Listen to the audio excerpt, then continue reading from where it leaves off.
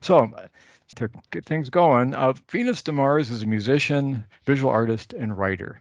She's performed since the 80s as a solo artist and as a founding member of the seminal glam rock band All the Pretty Horses. Tonight, Venus is we're talking about her life, career, music that influenced her as we listen to some of her own recordings from the Vinyl Reliable collection and some of the artists from that collection as well. So tonight, I'm really happy to introduce Venus DeMars. Hey, thank you. This is really exciting. All right, and so I'll be doing some chatting with Venus too, and going on talking about these records. And so I guess the way we're sort of going to structure it tonight is we're going to start by talking about some of the albums that Venus found in our collection Yes. that has some sort of special meaning to her, or stories about the songs or what they mean. And so we'll be our colleague Brian will be dropping the needle on the actual vinyl from the collection, and we'll be listening to some songs and talking about them. Then maybe when we get about halfway through, so that we make sure we get to it, we're going to listen to three different cuts of different projects that Venus has put out and talk about them. And then also definitely want to get to talking about Venus's memoir, some other questions I have, talking about playing live shows again, and all sorts of things. And if we continue to have time after that, of course, we'll take questions in the chat, and we can maybe get to some more of the picks from our collection that we didn't get to. So let's just get to it. This is the first slide that I had of one of the songs that Venus wanted to talk about. And if you want to still start with this one, Yeah, yeah, let's talk do it. about what Let's do this it. album and song means to you. Yeah, well, it's Bowie, obviously. And I remember seeing him when I was just tiny, a kid. And I have the story that I tell. I didn't know him from anybody, of course, when I was a kid. And I grew up in Duluth, and I was going to riding along with my mom. I don't know how old I was, under 10, I think. But I was riding along with her to go up to the Target store, which is over the hill. If you're from Duluth or you know about it, it's kind of like a mini San Francisco, only it's really cold. And there's a hill over the lake, Lake Superior. And there was a shopping mall up there. This is way back in the 60s. And I rode along in the car, and she parked in the parking lot and walked in. I stayed in the car. It was nighttime. I remember the street light, and I had the radio on to keep me company while she was in the car. And this is the 60s. Nobody worried about anybody trying to break into a car, and there's just a kid in there, you know. It was just like that. So I'm just looking around and looking at people getting in and out of their car, and it's dark and kind of cool looking. And then suddenly, David Bowie came on, and this isn't the record, this isn't the cut for that, but because this you didn't have that in the collection, but this is kind of similar era, and it was Life on Mars. And it was so haunting and so beautiful. And I love the story. And I just like, I got to know what this song is and who this is. I was just fascinated. And then I kept running into him. I saw later when I got a little bit older, he was hosting a midnight special and we watched a little black and white TV in my sister's room, and it was a 1984 show where he had the hands on his body like this, and the fishnet, you know, and they had the bodies spelling out 1984, the dancers, and it was filmed in London, I guess. And I was fascinated by that, and I just love that otherworldly look that he had, and of course, by then I already knew that there was something going on with me gender-wise. I didn't know, I didn't have language, but I knew that this was somebody I needed to pay attention to. So there we go. And this album is one of the early ones that I got, and I just love listening to it, and I love just the feel of it, and so I chose Breaking Glass. Yeah, All right, well, let's listen to it. here we go.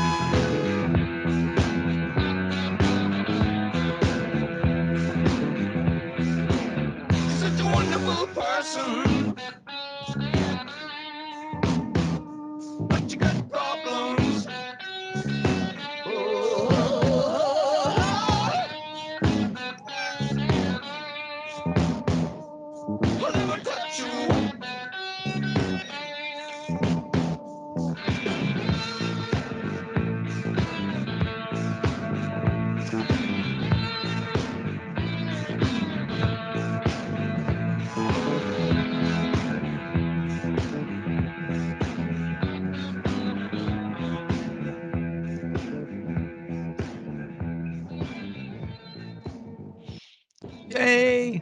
All right, David Bowie, Breaking Glass. That is the same song. In March, I got invited to participate in Twin Cities New Wave Day at KFAI and contribute a 2-hour show to their streaming channel, and I played that song on my show. So it's a great song. Yeah. And you've actually covered David Bowie, and like you do 5 years sometimes and stuff, right? Oh yeah, I did. That's actually on my solo acoustic album. I covered 5 years, but I started doing that. Well, I did it first for one of the early. Oh, there goes my kitty. Oh, this is Ponyo, by the way. Hi, Ponyo. Say hello to everybody.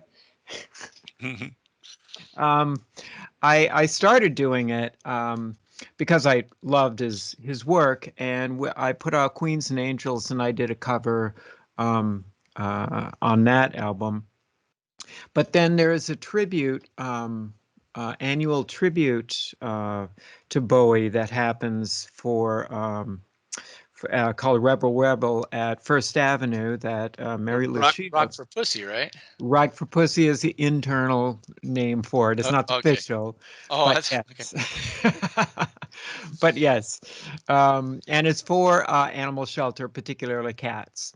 Um, and it's fundraiser for that. And so I kind of somehow wiggled my way in there and got to be the halftime show where I get to the house band takes a break and then I get my band up on stage and we do my version of a cover, and we play it in the middle of the night, and then we leave, and then the house band comes back on and does more of a karaoke style backing for other guests coming in.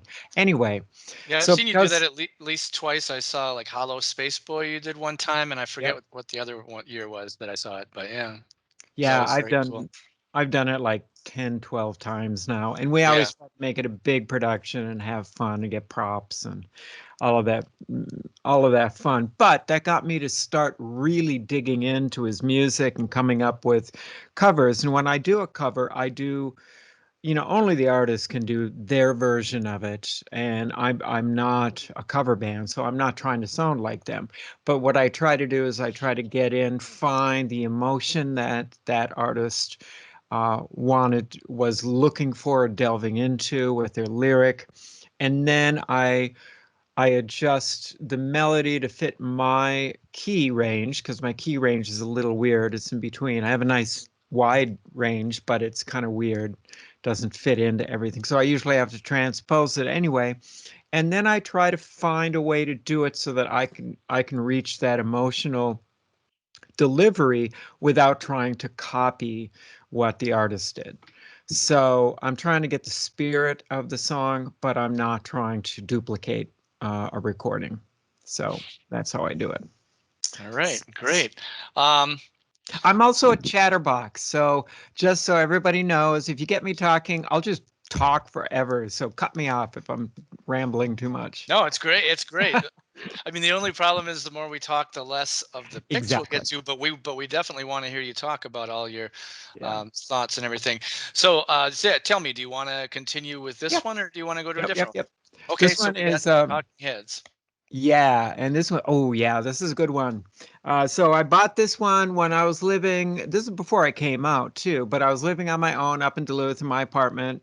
Um, and I was exploring, just discovering punk music, and finally realizing I don't have to sound like the top 40 radio stuff that was going on. There's all this DIY stuff and really cool stuff, so I'm really getting excited about music, and maybe I can actually write it and perform it.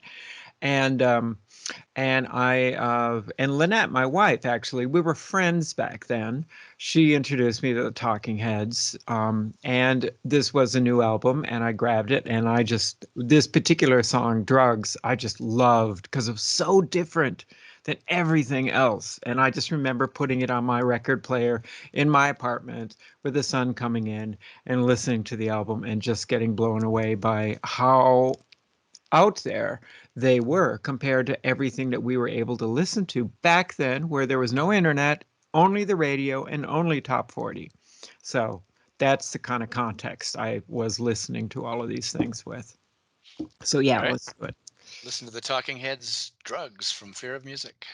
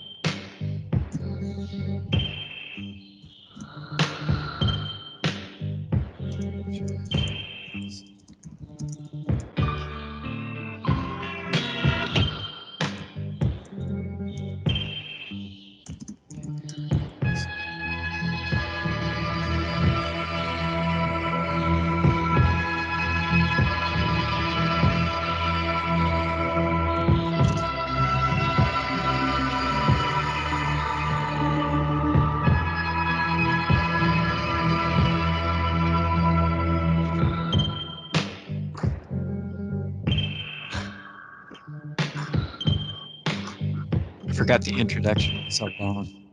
And all I see is little smear summer spots. Feel like whenever that's alright. Someone said it's too much light. And you say it's on. It'll be over in a minute.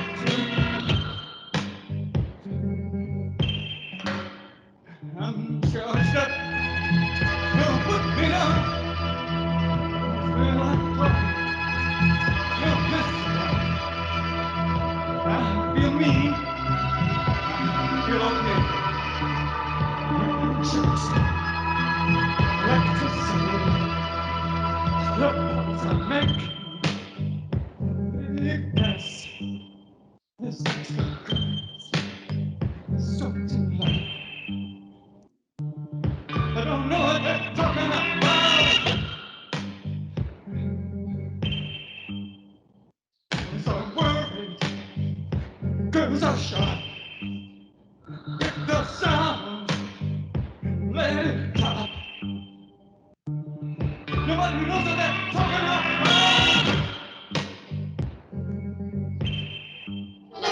He's charged up. I'm kind of running. I'm barely moving. I'm stuck. Steady myself. I pull myself.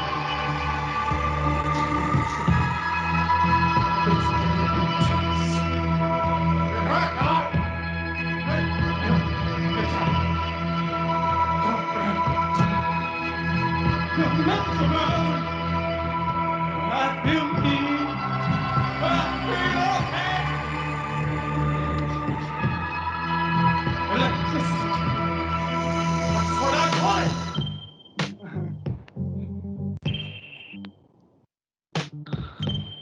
We want to fade out at all.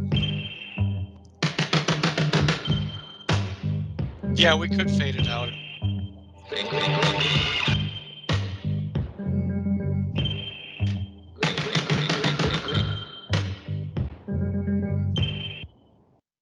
Yeah. All right, there we go. So just an idea. If you'd like to just fade out the music a little bit after you kind of get the flavor of the music, that might save some time, and that's okay with me. Is if everybody else is okay with it. That's cool. Sure. Yeah, because then we'll get more in. Or at some point, if Brian's listening, we could just say, okay, that's enough, and usually he'll respond and take it off. Okay. Cool. Why don't I All right. just say that? Fade it out. Fade it out. Sure. Yeah. Then yeah, he'll just know. All right. So, do you want to continue with this one? Yeah, we could talk about that. What I like about Iggy Pop is just the intensity he did. I mean, he just represents all of that punk energy and the craziness. And this particular record that I found in your collection, which this is all at the library, which is what we're, this first part of this is to just kind of showcase some of that. I just love the live sound of it, and well, particular, how Iggy Pop has this really kind of this low voice that he does and kind of wavery, that's kind of what you know him by. But this particular song, he sounds a lot like Bowie and a lot like the Ziggy Stardust era stuff. So I just thought that was fascinating because and people know the story that Bowie was feeling threatened by Iggy Pop because of splitting up the attention, and so his way of dealing with it was to become friends and start working together with him, and they did a lot of work together, and I thought that was kind of a brilliant way instead of just trying to compete like that, but just like, hey, let's work together. So I just thought that was really nice, and I like this song. So we can listen to it and get a sense of that, and then we can fade it out. I'll just fade it out. I believe we're listening to Search and Destroy.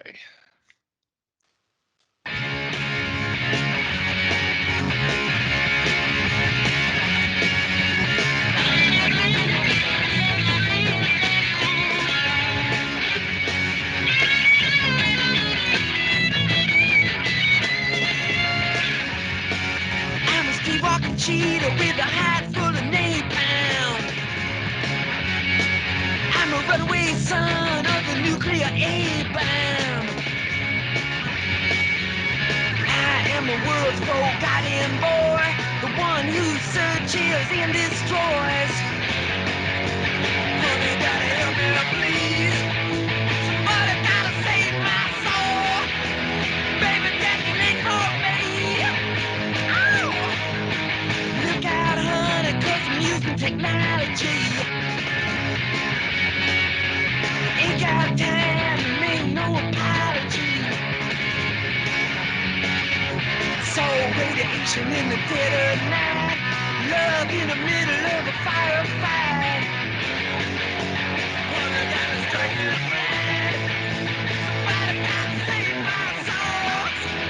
Baby, better take my mind. And I'm the world's forgotten boy, the one who's searching to destroy. And honey, I'm the world's forgotten boy, the one who's searching only to destroy. Yep, we could fade it down. Or just cut it off like that, nice and raw.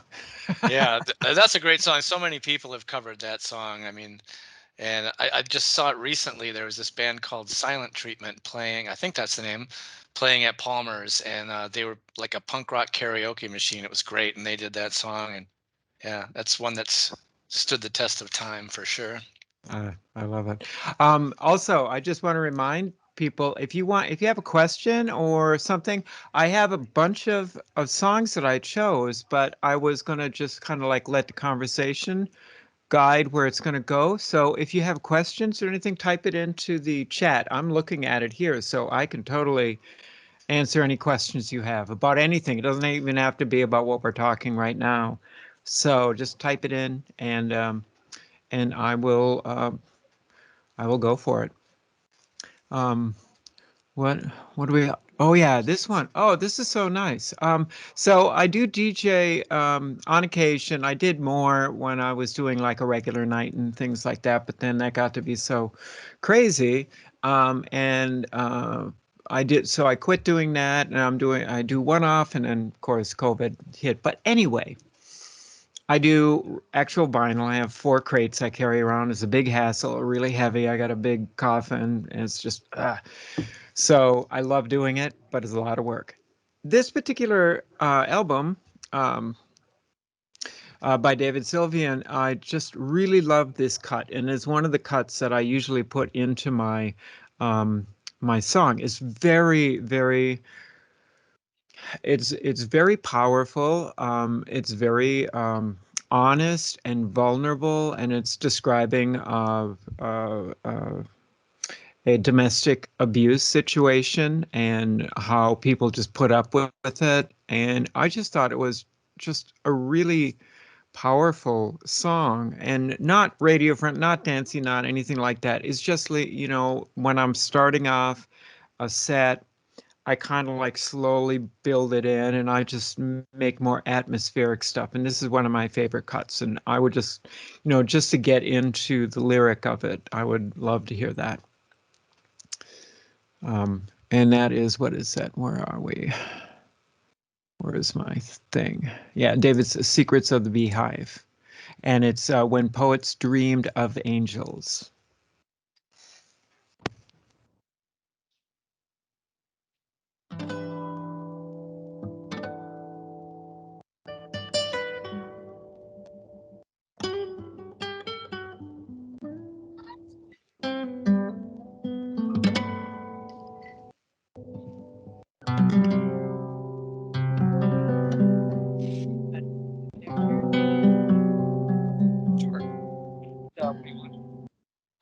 It's Venus. She's doing an event at the library. It's actually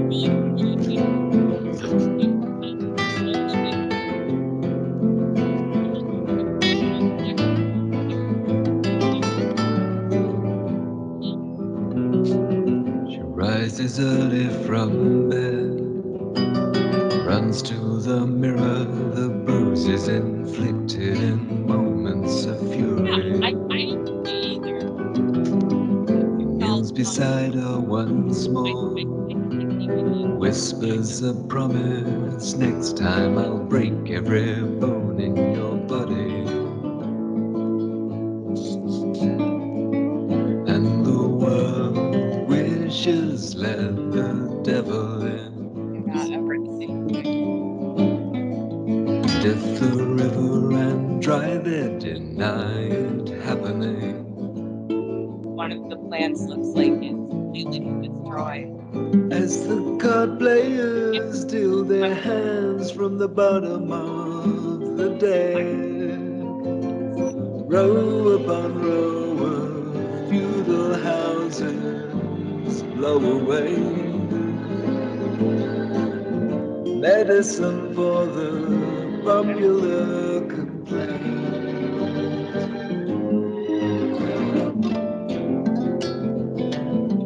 When the poets dreamed of angels, what did they see? History lined up in a flash of their backs. When the poets dreamed of angels, what did they see? The bishops and knights were placed to attack.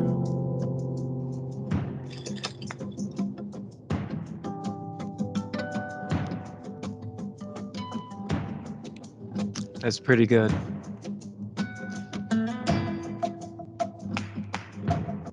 Yeah, it's just such a beautiful song. And it says so much. So, and that's something, when I'm writing lyrics as a songwriter,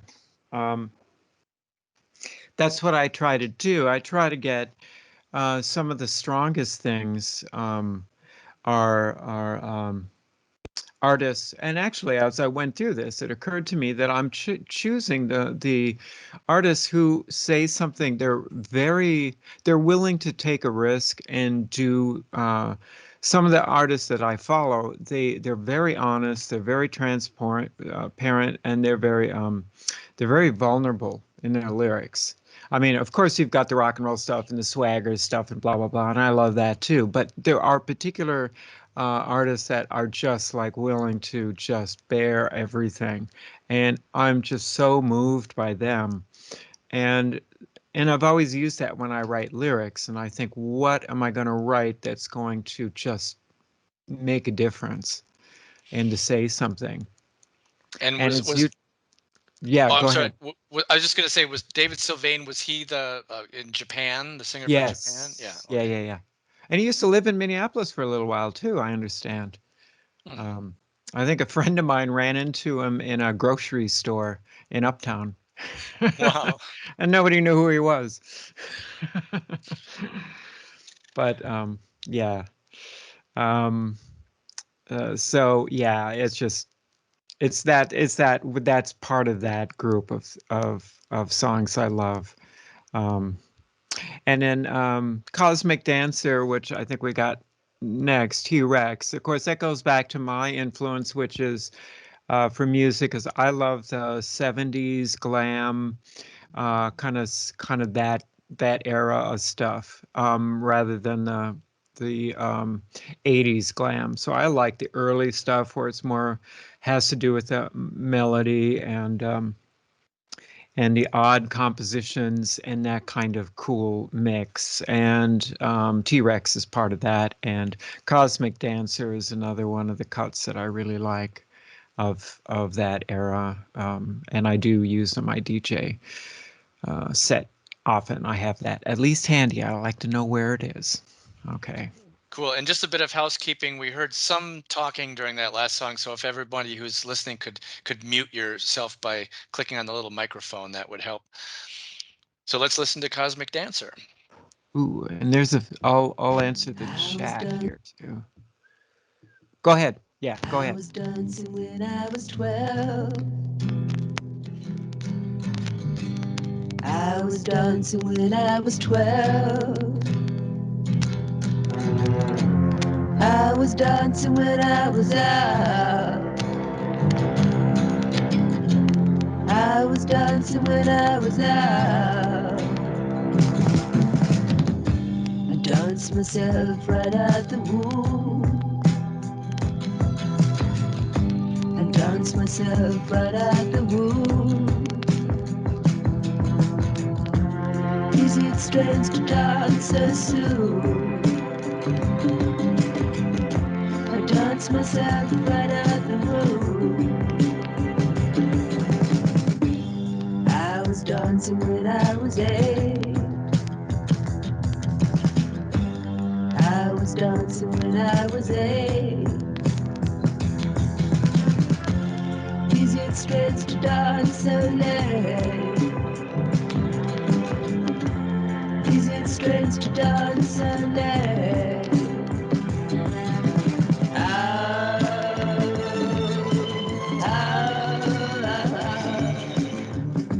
I dance myself into the tune. I dance myself into the tune.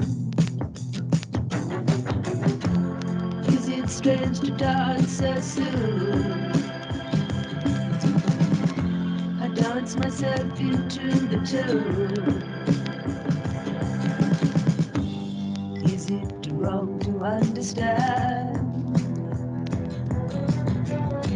the fear that was inside a man? What's it like to be alone? I liken it to a balloon. I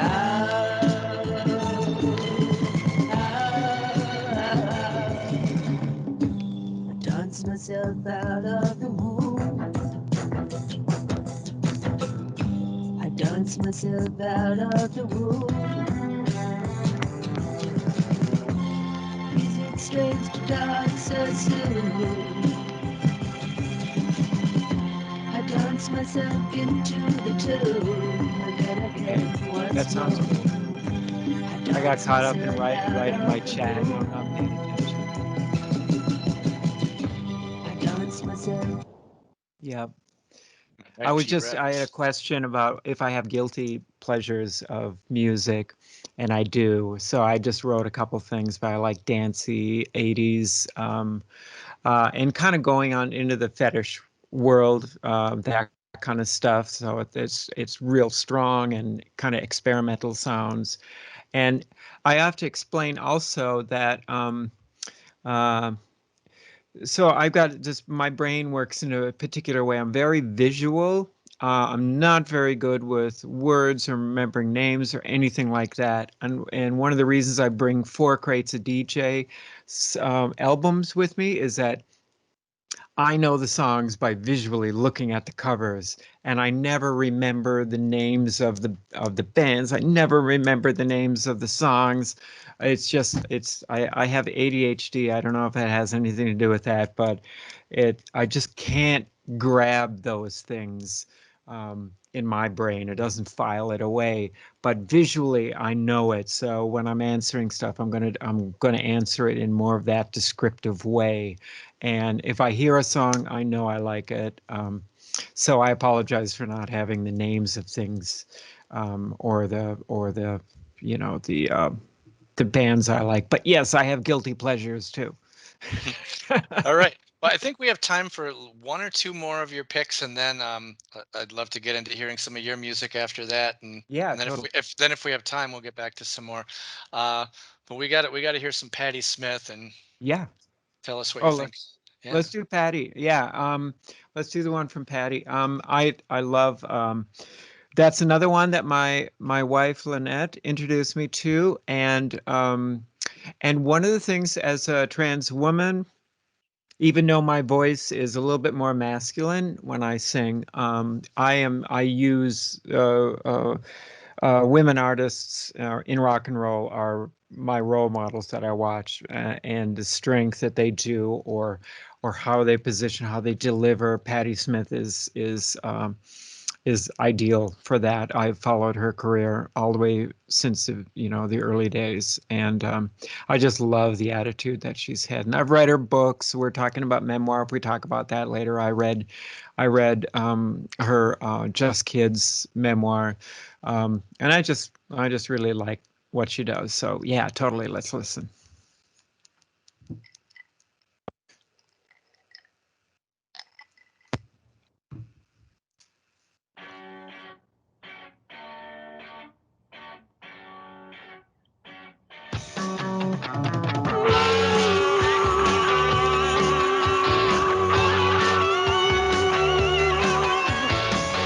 It's the angels who they're calling. Go it's the angels if they're calling to thee. It's the angels what they're calling. Who that person could possibly be. And I know you got the feeling. You know feeling crawling across the floor. And I know you got your feeling. And honey, honey, the call is for war. And it's why do, why do, why do, why do. Everybody got the feeling. You know feeling it's stronger each day. Everybody wants to be reeling. And baby, baby, show you the way. And I know it's hot sometimes. You got a piece and hit across the sky. And I know it's hot sometimes. And the war is a battle cry. And it's why do, why do, why do, why do.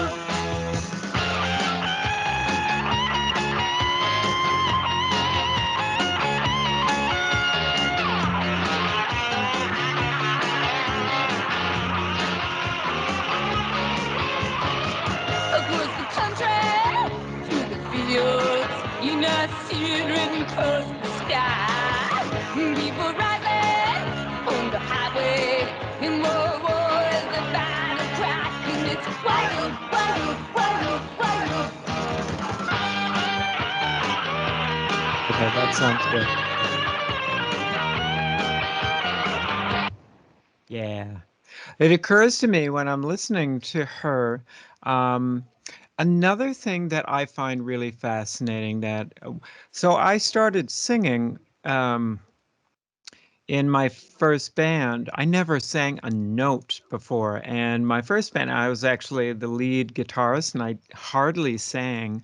And when I did, and I found some recordings of it, I sound horrible. I'm just like horrible.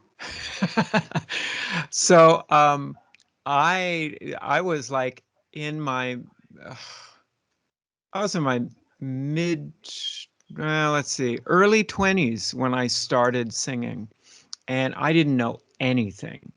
And what fascinated me as I listened to different people like Patti Smith and like David Byrne, um, and of Iggy Pop and Bowie, is the commitment they had with their voice to just like jump in with both feet.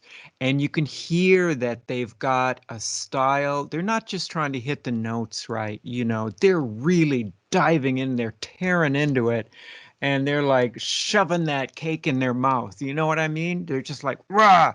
And that I used that to begin to try to figure out how to sing and how to find a way to deliver the lyric and the vocals. And so I spent my first band, well, the Horses actually, and the band before that.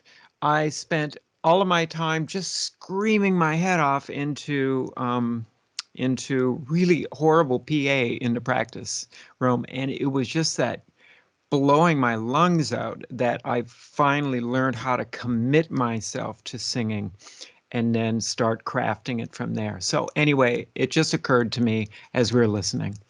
And there you go. There's a little thing. All right. Well, so do you want to like get to some of your stuff now, or did you want to do Sure. one more? Well, yeah, we can come back if we have time or if we feel like it. So I'll quickly go through these and show Venus's other picks, and then if we Yeah. feel like listening to them later, we had Joy Division, Love Will Tear Us Apart. Oh, that's our song. We had is this Plastic Ono Band? It's John Lennon, Yoko Yes. Ono. Yes. And I love the rawness of his voice and the honesty that he does on this album. Yeah. It looks like the songs you had were Well, Well, Well and Working Class Hero, possibly. Velvet Underground, of course. And you were Also. choosing a song Murder Mystery, which is one Yeah, of yeah, yeah. Because I love the chatter back and forth, two different conversations, stereo, hard panned right and left, and just doodle-loo-loo-loo, doodle-loo-loo-loo, and they're saying that they're different things, but they're talking. It's just I love the experimentation that they did in this album, and it was early days, really, really not very good recording, but I just love it. I just love the feel of it. So yes, All right. And then we even had the Monkees. I'm Not Your yes, Stepping Stone was going to be one of that's. your. Because I used to watch the Monkees when I was a little kid on TV, and I just was like, I love the fact that they were all together and the band and what I just like, oh, I want to do that. I want to be in a rock and roll band. I want to be like that. So that was one of my early inspirations of maybe being in a band is something I could do. So All right. yes. Cool. Well, if we have time at the end and we feel like listening to any of those, we can do so.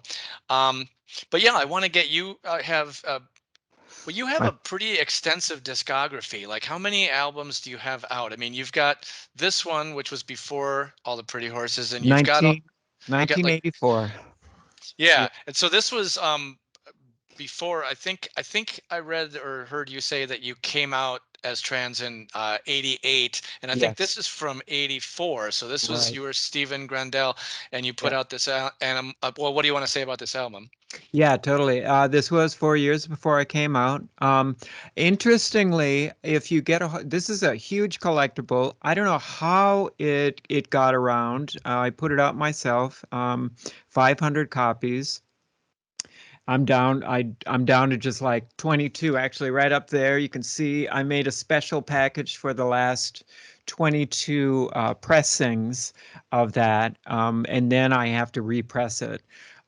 So I did a kind of a collectible retrospective package for that. It's a real special thing. Anyway, um, almost every song on this has to do with being trans. I would say everyone, actually, when I think about it. There's a couple where I was kind of imitating some other people, and I would say, yeah, those probably aren't. But the bulk of them, like in this cut that I chose, Burn My Eyes, that's absolutely about being trans. But we can talk about that because at this time, I didn't have the language to understand what being trans was. I mean, I kind of knew, I knew about transsexual, I knew about transitioning. but in that early day primitive way, it was like another world, an impossibility for me. And as I was exploring, trying to understand who I thought I was falling into the fetish world and being a fetishist about that. Now, I love fetish. I love that whole world, and I spend a lot of time in that, and that's where we perform. So it's not that but but that didn't define me as being trans. You see what I'm saying? I wasn't trans because I was a fetishist. I was trans because I was trans. I had a gender thing. And now we have the language to be able to put that together. But back in that day, there wasn't anything. And that was a place where I could express who I was, and it fell under that fetish definition, but it wasn't quite accurate.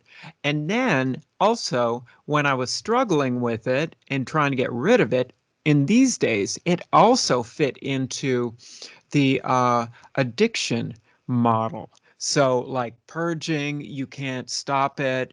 You try to stop it, and then you got to go back, and then you go like full force into it, and then you get shamed, and then you throw it all away. It fit perfectly in that addictive monologue of what that is. So then I didn't know how to think about it like that. Like, is it an illness? Do I have that? So that's the tangle that was going on with me in those early days. And this album is full of all of that struggle of trying to understand it. Um, and it's code, because that's the way you wrote back then. But it is. And Burn My Eyes, I was talking about it as if it was destroying my life, and I didn't know what to do. It was destroying my relationship, because by now, Lynette and I were married. Um, so there we go. We can listen to it. I'll cut it after a little bit, but yeah.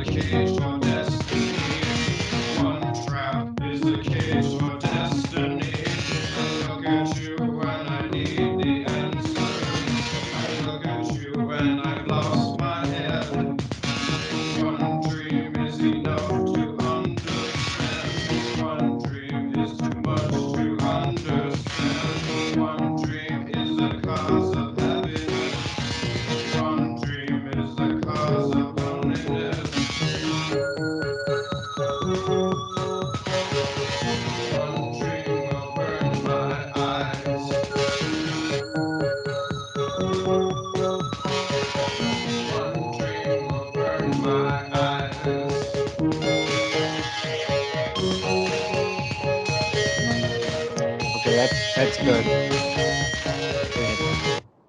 Yeah.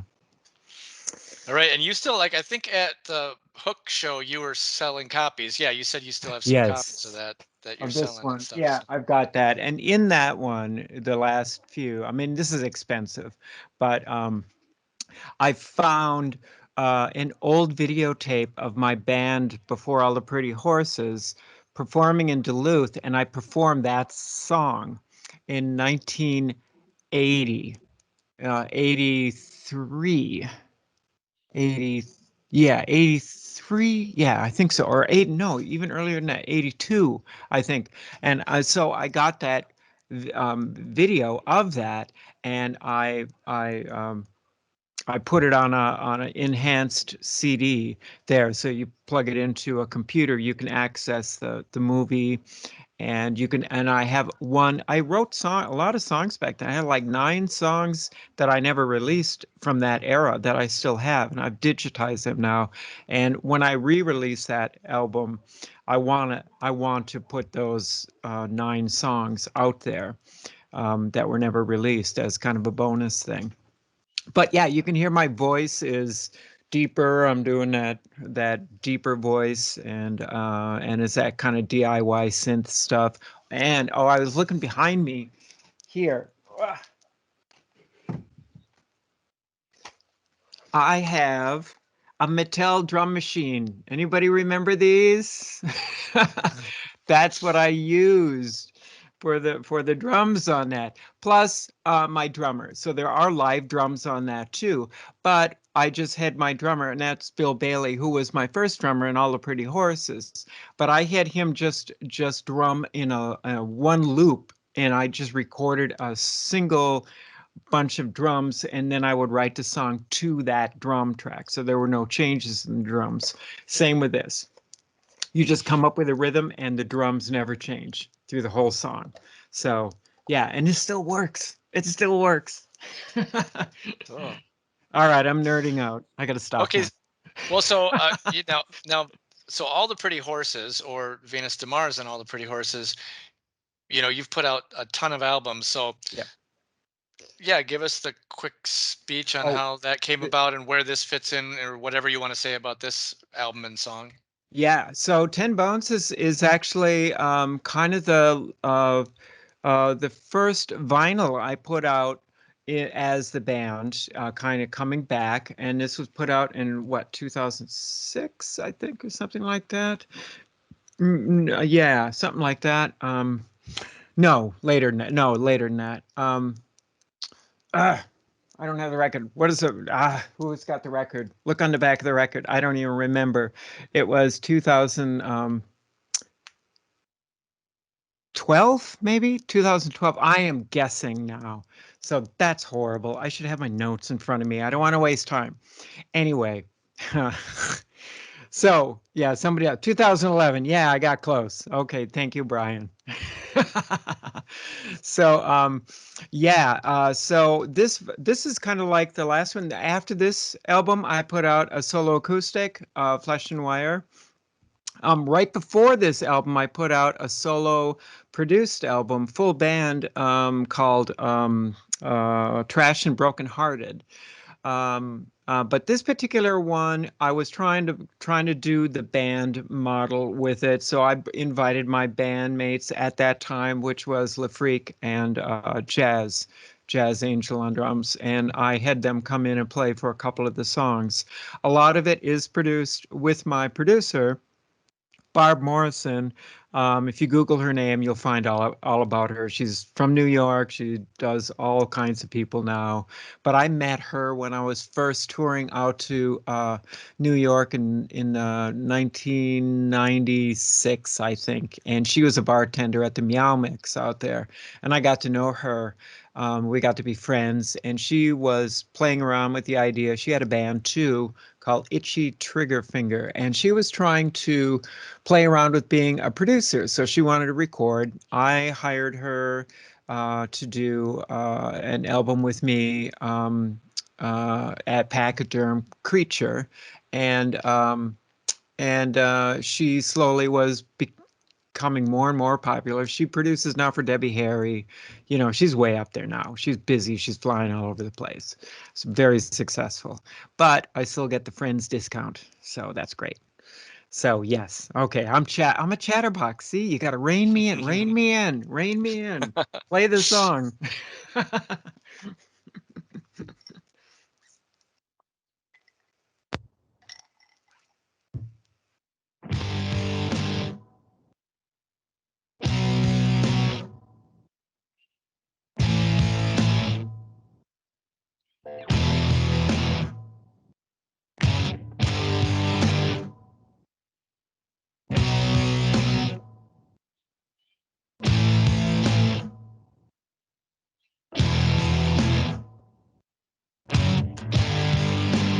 walk into the place like a hero who's come home, like a hero all alone.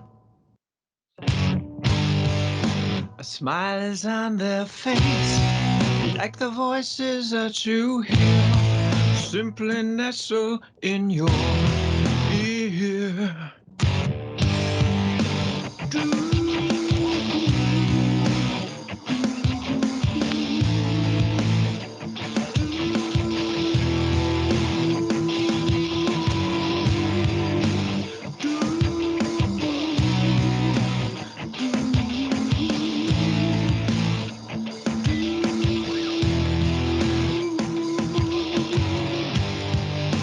It's always tragedy that we make it all this way, and we still can't seem to stay.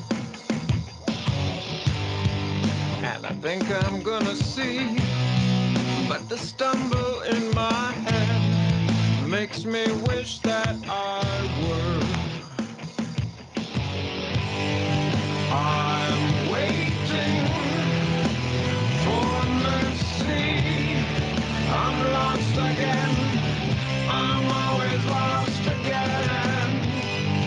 I'm falling for have mercy. I'm crushed again.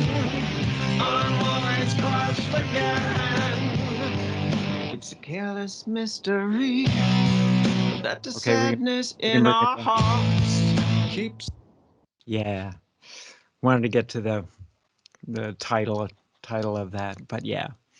So voice is different than animal angst. That's a number of years between the two, and but I still have the depth. And I didn't try to change my voice after I transitioned. So I didn't do surgery to, sometimes that's a technique to cut your lower vocal cords. And I love the depth and the range that I can do with my voice, even though it, I'll still get gender mistaken gender. I can't even think. Mislabeled. Mislabeled, yeah. So yeah, but I love the way to be able to do that. And then this one, this is my solo acoustic album, which I had. There's a story behind that, but Jim Walsh did this this thing where he's a hootenanny, where he invited rock and rollers and musicians to come in and sit around and do this. Everybody takes one turn and do a song, and you go around the circle and you do another song. And he invited me to be part of that early on. I'd never done that before. I always had a band. He saw me at a gas station long time ago now. But he invited me to do that, and I was scared to death. And I thought, okay, I'll do it. And I was thinking, okay, I got to bring a microphone. And I'm going to do. And when I showed up, no microphone, no nothing. You just sit with your guitar, and everybody's sitting in the bottom of a coffee shop, and you just sing. And I was just shaking. I was so nervous, but I fell in love with finding the core of my songs, where it's just a lyric and just the guitar. And I just fell in love with that whole genre, and I started really working with that, and it helped me really hone in on what I was writing and why I was writing. And so I put out this album after I toured with Laura Jane Grace, and what song did I choose for Take My Shoulders, the title one, for this EP. And Laura was kind enough. I wanted to do something with her, and she was like, "Yeah, let's do it." And this is the thing I came up with. And after I finished the tour, still stayed in touch with her, and I sent her the files, and she came up with the song or the harmony for the chorus. And she came in there. So this one I think will play a little bit longer because I want to get her in there because our voices really match really well. And it's a beautiful song about being trans and the trans community and trying to find a way to be together, have all of us together, and help each other out. So yeah, let's do it.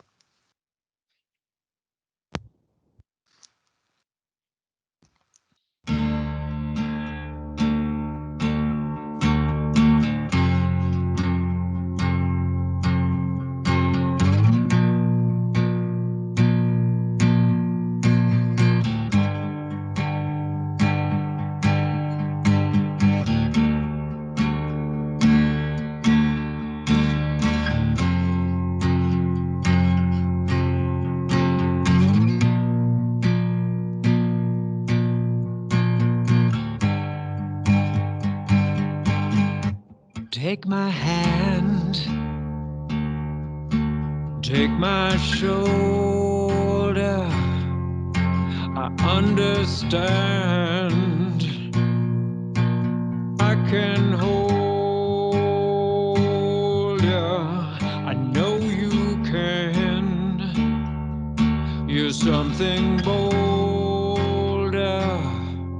There is no plan, and it's getting colder.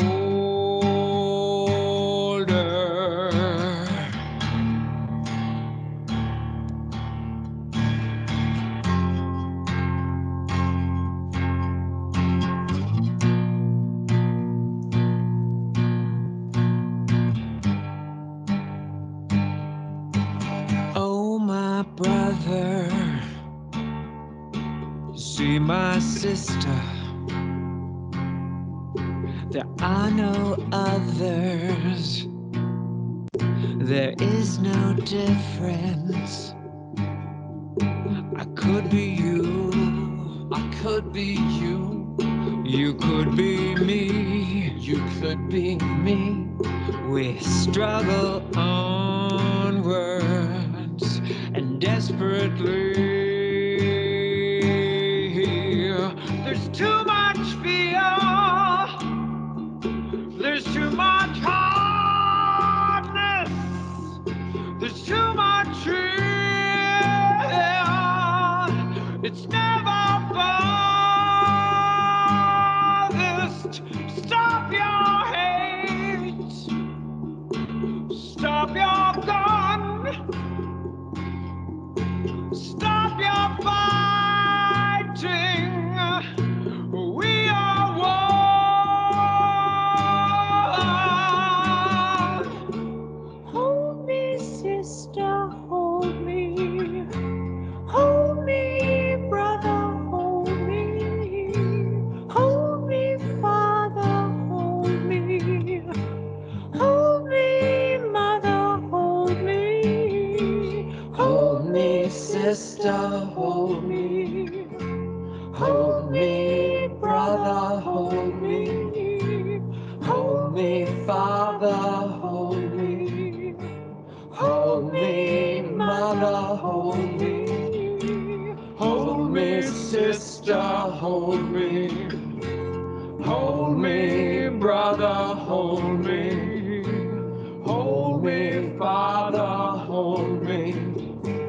Hold me, mother, hold me. Hold me, sister, hold me. Hold me, brother, hold me. Hold me, father, hold me. Hold me, mother. Carry me, I'll carry you. We could be stronger. We could be stronger. We could be true. We could be true. Make me wise. Make me breathe. Make me feel you. Make me grieve. Okay. All right, that's a cool song, and that one really does show off your vocal range. And Yeah. And Laura's edition is just beautiful. I just was so happy. And she had to pull off and find a recording studio while she was still on the road. and just go in and do it. And it was just really, really sweet of her to go out of her way to do that. Now, if anybody doesn't know, Laura Jane Grace is another transgender artist who plays in the band Against Me and also has a solo thing. But Yeah. I think she transitioned well after you did, because I think I saw Against Me before she had, and then I've seen them since she has. Yeah, and I have she broke the ceiling of trans. In my opinion, my humble opinion, she broke the ceiling and kind of started the trans revolution that we've seen, the between the old and the new world. I think because she broke the ceiling in commercial music to get the industry to think maybe this is something that we need to pay attention to. And I had been hammering away at that glass ceiling for years and years and years and years and years and years and years, and I just never got anywhere. I got an audience, I got on the underground, but I couldn't get the industry to see it. And but because I realized it was because I was going from the ground up. So I was like on the ground, banging away up there, trying to convince them, no, look at me, look at me. And of course, they're not going to do that. Um, Laura, on the other hand, already got their attention. She already got her band signed. She was making money for the record label. She was doing well. Then she transitioned. And the record labels had to say, wait a minute, we just invested all this money in you. I don't know if I like this. What are we going to do about it? It forced their hand. It forced the hand to take a chance. And so they did. And when her article came out in Rolling Stone, it just blew the walls off everything. And she did it, and you don't really choose these things. I'm sure it was a struggle. And I know that she lost her relationship after she came out. Um, but she did it the way it needed to be done in order to open up those doors, and it changed everything. And uh, She, yeah, she's got a book out, I think, called Tranny, right, actually, she right? does, Yeah, yeah, and I read it, but it was a while ago, so yeah, but it's interesting, yeah. yeah, So all right, well, let's move on and talk a little bit more about your life and your history and some other questions I have. sure, I just remembered when we were getting ready, that to do this show.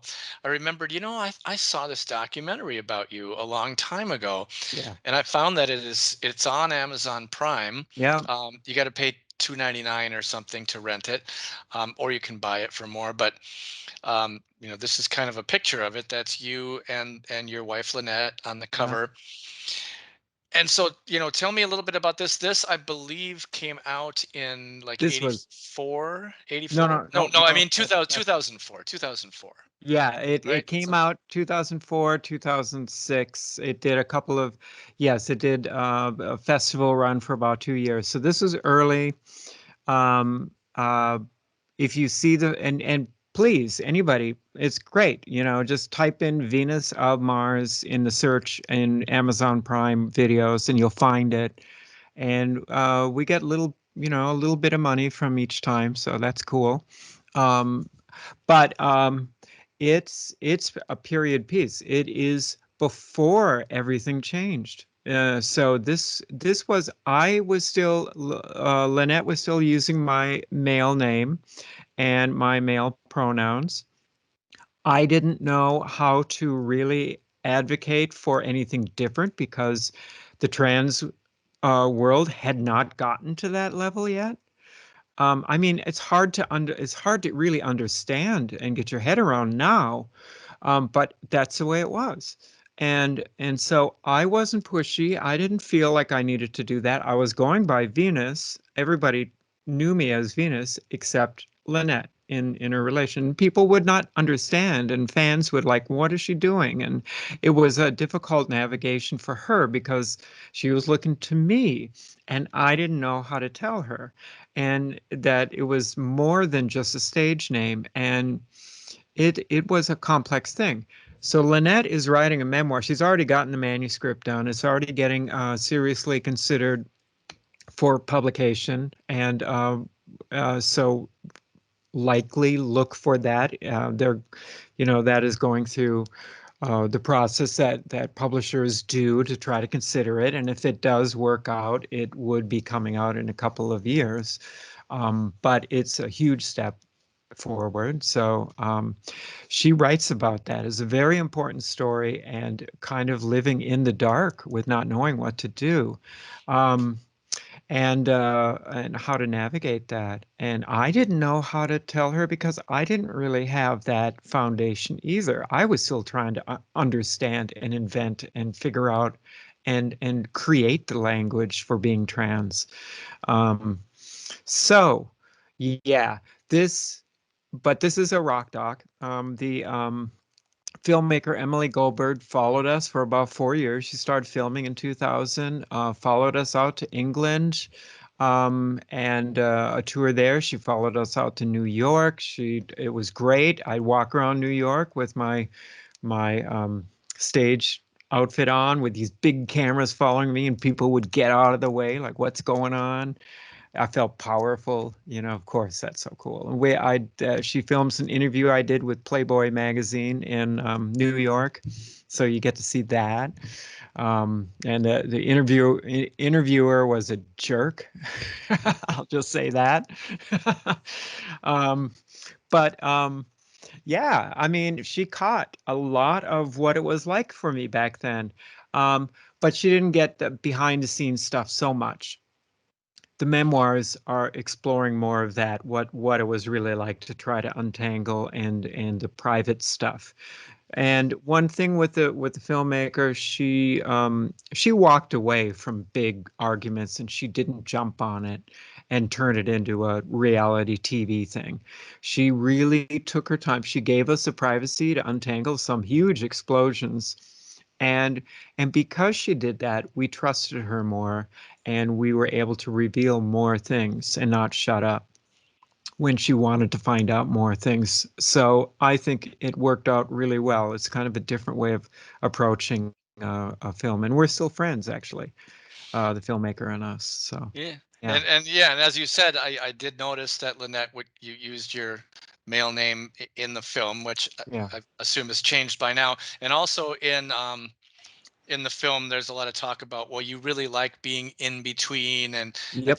at some point you said, I'm no, I don't really plan on doing more, surgeries and things like that. And Yeah, so in yeah. fact, at that point, all I had been doing is hormones. So I was actually living kind of a hybrid gender life. So my body had naturally transitioned into a real unique place physically. And uh, we could talk about that if you want, but it was exciting. I found it powerful and fun, and I liked it, and it was good. But as things are in trans world, as you move forward, you eventually get to some place where it's like, no, this isn't right. This isn't my truth, and I have to do more. Since then, I have transitioned surgically. I've had confirmation surgery, and I did. Some facial feminization surgery, but I did it very carefully so that I just wanted to glue myself together a little bit more. So I liked the way I looked before, but if you look at this photograph right here now, you look at it, you can see that I have a much squarer jaw. And I like that. When I was living between genders and I was doing this third gender thing, I liked that powerful feeling and the way it looked. But once I had confirmation surgery, it felt awkward. I didn't expect that. And so I had surgery just to pull away some of that male growth that happens to your jaw after puberty. And I feel better now. It feels more complete. So, and I don't look different, you know. So there we go. Well, So that's that's more great. information.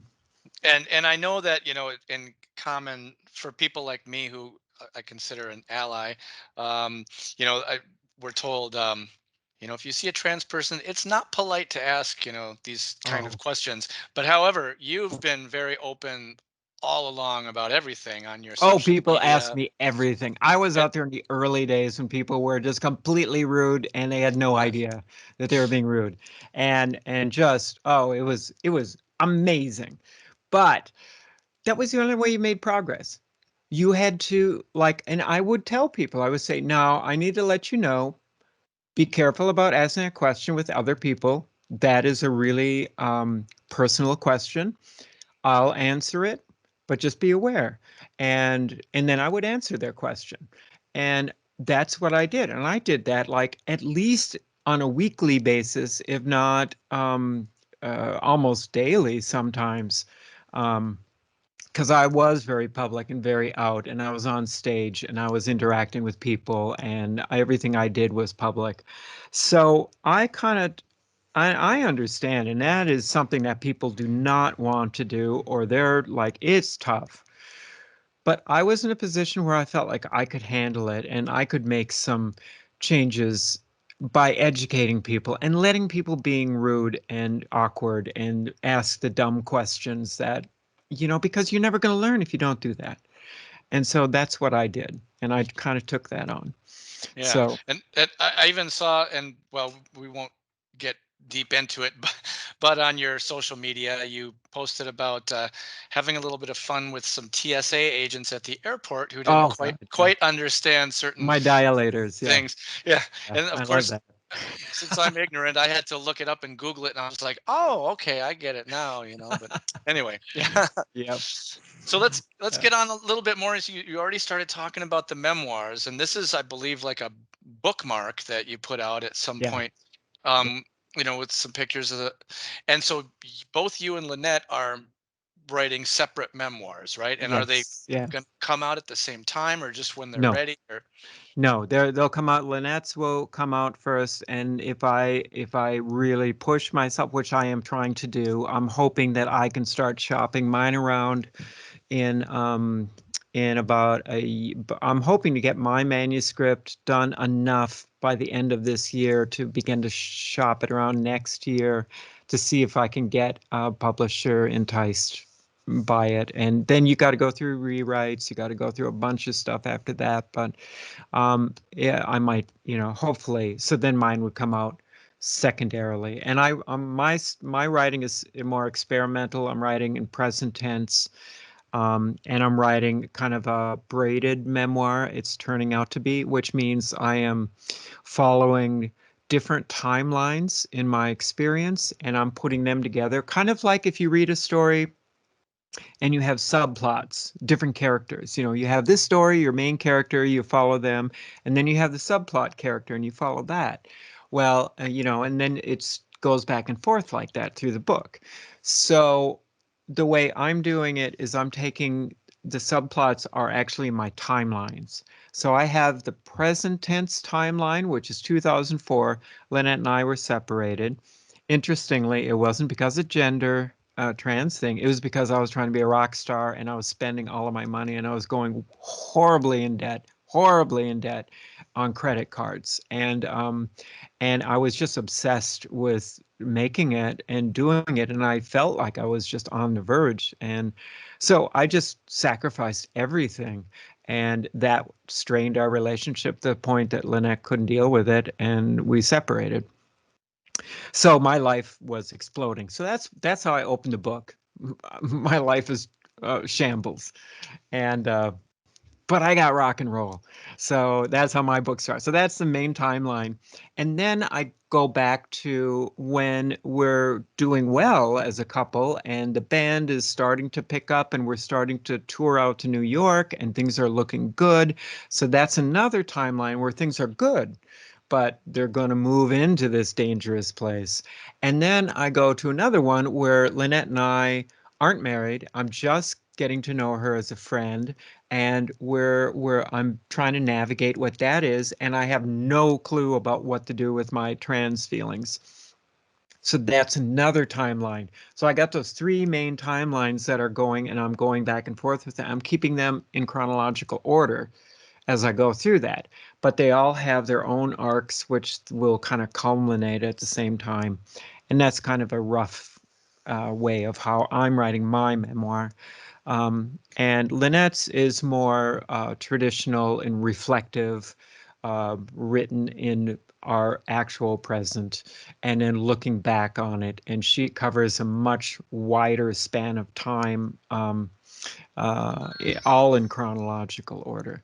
And so hers is more, I suppose, a little more traditionally written and easier to read on that level. I have to kind of train my readers in on how to read my memoir. So Yeah. Well, it's a fascinating story, and actually, a little before COVID, I think it was maybe December 2019, I went to see a reading where both of you read from your manuscripts. yes, And I got to hear a little bit of both of your, and it should be fascinating to read the books. I mean, didn't you just celebrate like your 38th anniversary or something like that? 38th 38th Yeah, I mean anniversary. that's amazing, and just the story that when you guys got married, she didn't even have any idea that you 5 years in you know, before I came out. Yeah, and you're still together. That's just fantastic. So it'd be really interesting to read that story. yeah. Um, all right, well, we got a few more minutes, and I definitely got a couple other things I want to ask you about, but let's just do a taste of this Oh, now. You oh, at have the hook. you have started playing live shows again. And one of them Yes. was less than a week ago. I was there, Jeff was there, a lot of people were there, and it was such a fun night to just see you and the whole band and the dancers and everything. And, tell me how it felt to do that. And then you've got a couple other shows coming up. Yeah, yeah. Just a little bit of this because I'm sure it sounds terrible, but yeah, Yeah, it's go ahead. only about a minute long, this video. Okay. So, and actually you can see Lynette dancing right up front, like, so Ah. that's fun too. But yeah, we'll Okay. watch this and hope it works.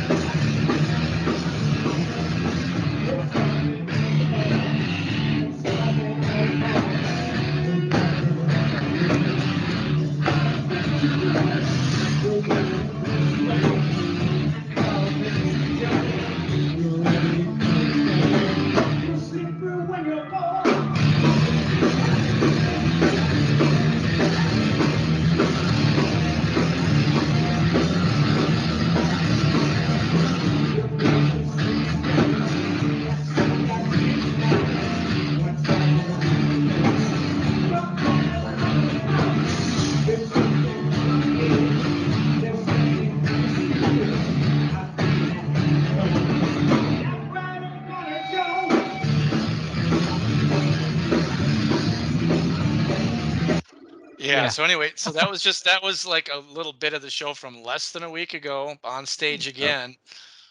And the only thing that I missed from that show ah is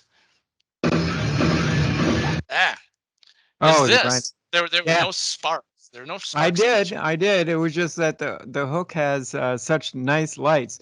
On the Oh, encore, did I I did not? that. I missed it. How did I miss it? Okay. Yeah, it was in the encore. Oh, So I okay. got that in just at the last minute, but you had to wait for it. Yeah. All right. So Well, the that's next show, yeah, is at Palmer's. It's almost sold out. So if people want to go, they should get their tickets right now. And it's Friday. We're going to be there on Friday. So yeah. So you're gonna play at Palmer's in just 2 days, and then also we were talking about this yesterday. You're gonna play on top of the van for yeah, bands in vans. yes, July 10, I believe, and we're gonna have to downsize because we like to play loud and we have our big amps. So we're gonna downsize, but yeah, and hopefully I don't get seasick. But we're gonna do that, and I think we're stopping at a 331. I think we stop at Grumpy's, and we do a short set on each place. Um, so how long my voice will hold up, I have no idea. But yeah, that's the final thing that we have booked, and we do have a new album coming out that I have. We recorded. Actually, we recorded 4 of the songs before I transitioned surgically. It was like a week before I went into surgery. I flew Barb out, my producer out, and I just knew I wanted to get this done. So we recorded 4 of the songs and produced it, and she was here for well, that's right, yes. Barb is going by they now, so I have to remember not to use the correct pronouns, so they them.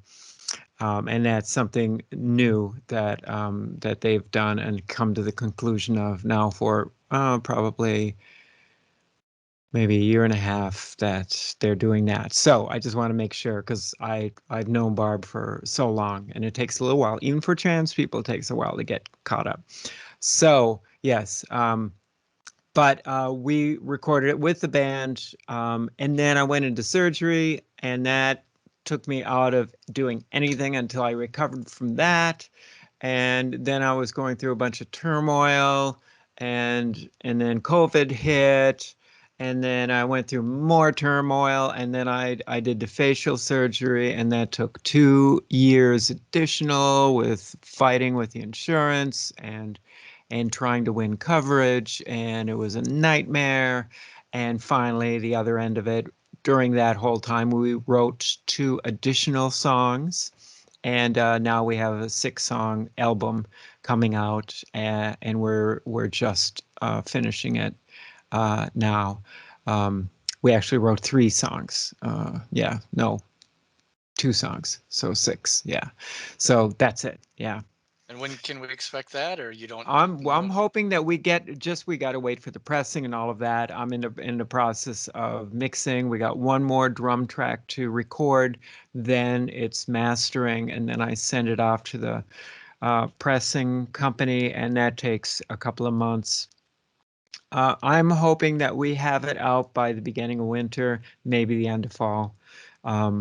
And then we have to see what the landscape is like COVID-wise and how we present it. If we can do a listening party, if we can do a little cameo private thing, or if we're all back in lockdown because of these damn variations that are, or the other viral variants coming through of one of those tackles our vaccines. So I don't know, but I'm hoping we stay in this openness that we're experiencing right now, and we can do something fun.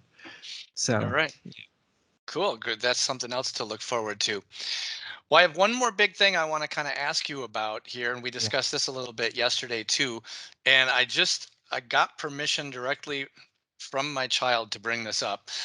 So, like, I've been on the Pride group at the library for a while, and as an ally and as a parent, I've been getting really into it because my child, and I knew my child was part of the LGBTQIA plus community for a long time because they've been on Pride groups at their middle school for 2, 3 years.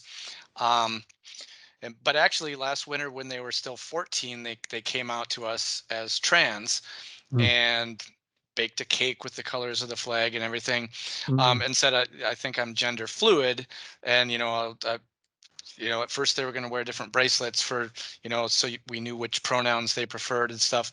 But then they came out again a couple months ago and said, no, I think I'm really a boy. I'm just gonna, you can use they them or he him, don't ever use she her.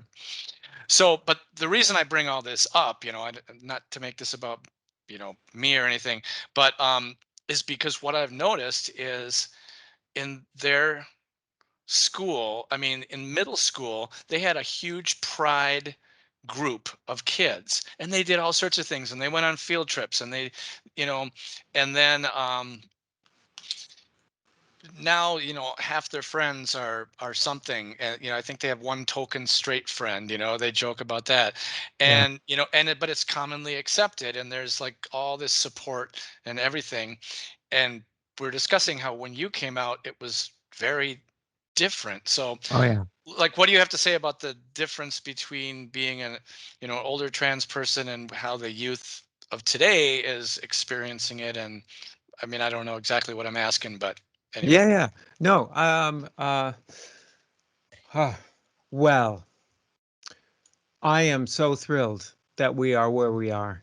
I think it's so important to be able to grow up understanding who you are, exploring the gender you are, and untangling that whole difficult path of trying to marry that idea of who you are in spirit with the body that you're in, and finding a way to bring those two elements together into a unified individual.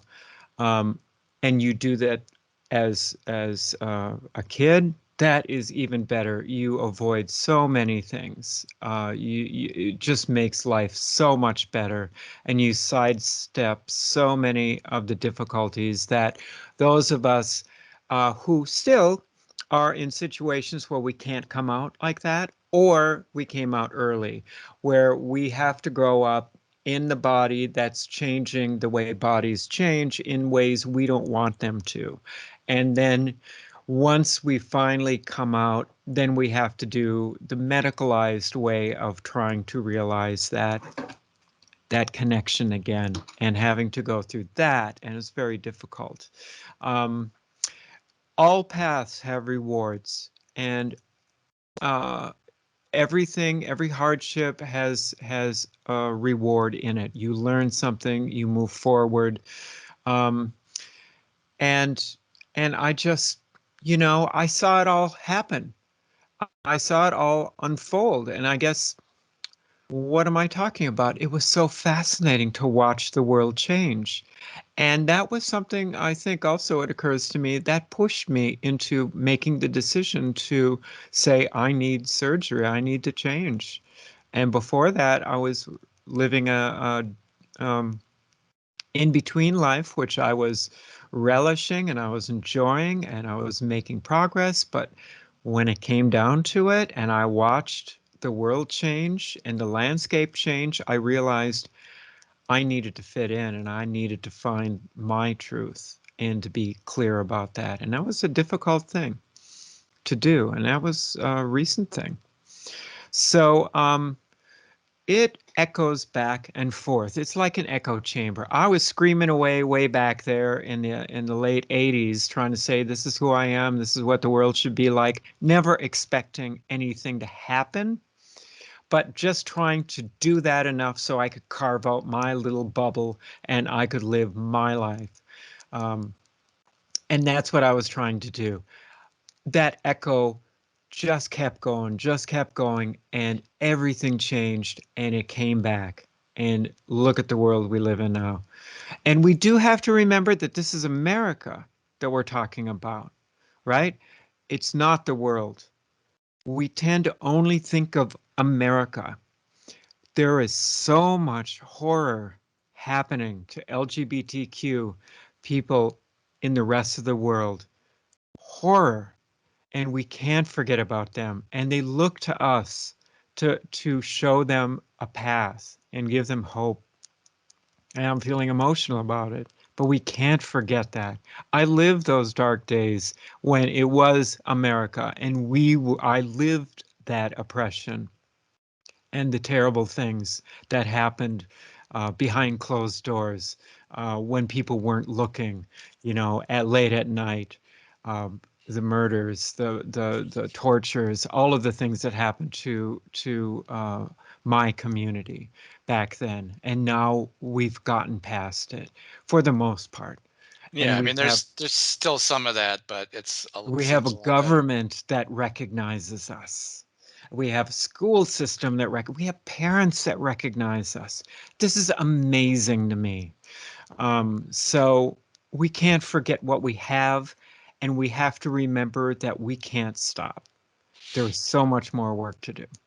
So I don't know. I just went off in my little chatterbox way and just went off on all kinds of things. But I am just so thrilled that we have the opportunities we have, but we can't give up. So we got to stay there. We got to stay working and moving forward. So yeah, okay. Well, great, fantastic. Well, thanks so much for being a guest here. Now, if there's anything else that we're at or a little bit over our allotted time. But if anybody has any last questions in the chat, if Venus, you have anything else you want to talk about before we wrap it up, we can always do that.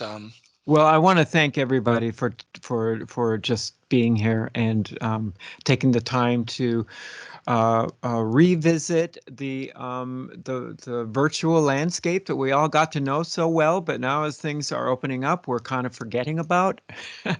And it's really it's wonderful because it makes the world smaller because people can come in, and I hope we don't lose this. So I'm just thrilled that everybody took the time to jump back on the computer and do this with their little webcams and everything. Thank you all. So. Well, thank you, Venus and John. Thank you. Awesome job tonight. We've done a lot of these programs, Venus. This was the most fascinating, I think, of any. This is a wonderful conversation about your life and your career and your music. It was just really awesome to listen to you talk tonight. And you're not a chatterbox. You're just really fascinating. So thank you for being part of Vinyl Revival. Thank you. Yeah, and I hope to see some more shows coming up. I can't go to the Palmers because I got something else, but I was glad I saw the Hook, and I think I'm going to try to get down there and see what it's like playing on top of a van on July 10th. That Come and see that. Fun. And you know, I'm going to go with how things unfold. We're gonna kind of sink into the album, and we've got a couple of music videos that we want to create to promote the album. So we're gonna be out there in that fashion, and I'll be doing some small things. I have a Patreon page. I should mention that. Patreon.com/Venus to Mars. And I do I'm starting to do like boutique performances that are closed for members of my Patreon group. And as long as I can keep safe with COVID, I'll be doing those, and I'll be doing those virtually as well. So and the band wants to do that too. So we're going to have these little secret things that we'll be doing continually. So find me on Patreon and maybe put in a couple of dollars a month and get your toe in the door. I should mention that Venus is also a MNspin artist. So if you go to the library website, hclib.org, and look for MNspin, Venus is on MNspin. You can listen to her album. You can listen to Flesh and Wire tonight, right after the show, if you go to MNspin. Check it out. Yeah. So yeah, that's great. Yes, thank you. So I'll be out there. I'm not going away. Looking forward to it. All right, cool. Thanks everybody. Bye. Thank you all. Thank you.